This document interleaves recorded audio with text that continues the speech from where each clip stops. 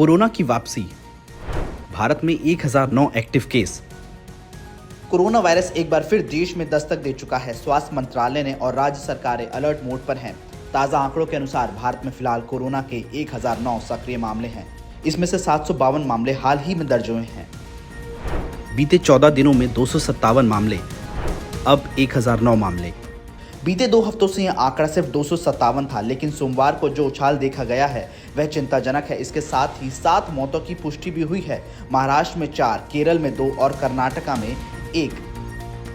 की न्यूज 2 दिन से चल रही है, उसके कारण बहुत सारे लोगों के मन में थोड़ी सी शंका आशंका है, लेकिन उसके लिए डरने की कोई जरूरत नहीं है। हम लोगों की प्रतिकार शक्ति इतनी अच्छी तरह से बढ़ गई है कि कोरोना हमारे साथ होके भी हमें कुछ नहीं होगा, ऐसी स्थिति अभी पूरे देश भर में भी और वर्ल्ड में भी है।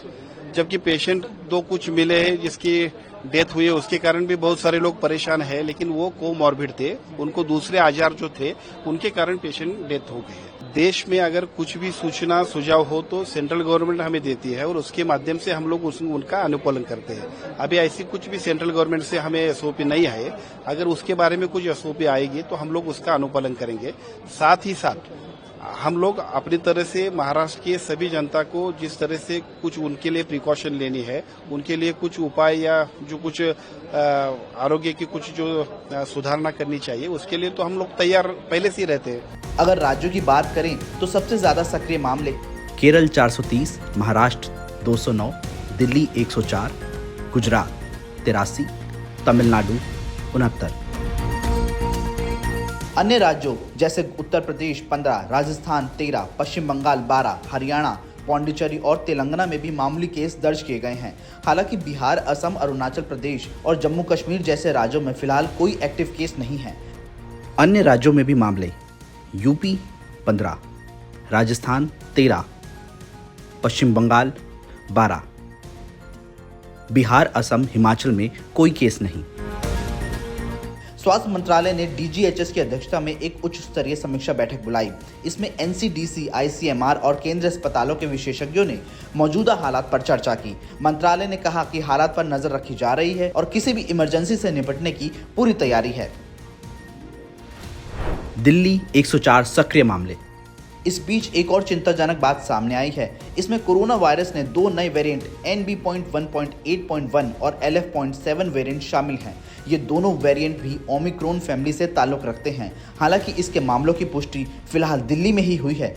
दिल्ली में भी मामले तेजी से बढ़ रहे हैं और अब तक 104 सक्रिय केस सामने आ चुके हैं। दिल्ली के स्वास्थ्य मंत्री डॉक्टर पंकज सिंह ने लोगों से पैनिक ना करने की अपील की है। उन्होंने कहा है कि सभी अस्पताल ऑक्सीजन, दवाइयों और बेड्स के साथ पूरी तरह तैयार है। कल तक कोरोना के टोटल दिल्ली में 23 केस आए थे और वो प्राइवेट लैबों में से आए हैं। दिल्ली सरकार इसको पहले देखना चाह रही है कि ये पेशेंट दिल्ली के थे कि दिल्ली से बाहर से आए थे। एक ये अलग विषय है। जो हम देख रहे हैं कि ये बाहर से, दिल्ली से बाहर से आए थे कि इंडिया से बाहर से आए थे। दूसरा, तैयारी के रूप में हमारे सारे मेडिकल सुपरिटेंडेंट से बात हो रही है, डॉक्टर्स की सारी टीमों से बात हो रही है। प्राइमरी किसी चीज़ के लिए दिल्ली सरकार तैयार तत्पर है और किसी को पैनिक होने की कोई जरूरत नहीं है, बिकॉज ये वेरिएंट ने अभी जो रूप दिखाया है वो एक नॉर्मल इन्फ्लुएंजा की तरह लगता है शुरुआती समय में।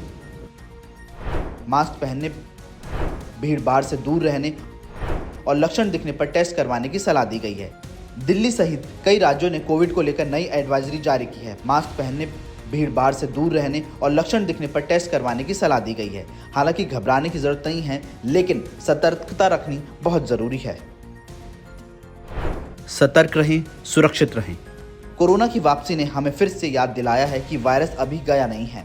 ऐसे में हमारी जिम्मेदारी बनती है कि हम सचेत रहें और सावधानी बरतें।